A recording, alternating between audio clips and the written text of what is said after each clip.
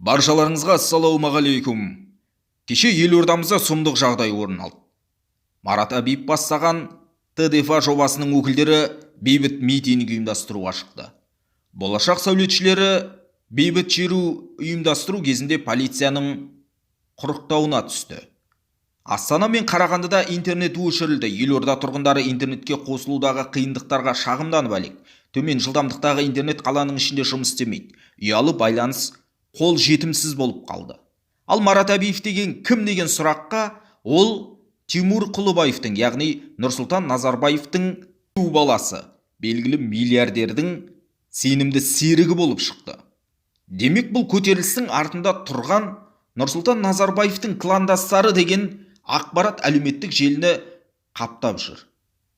Кеше өздеріңіз жақсы білесіздер, Тоқаевтың таңертең ұлықтау рәсімі өтті. Демек ол билікті заңды түрде иеленді сайлаудан кейін.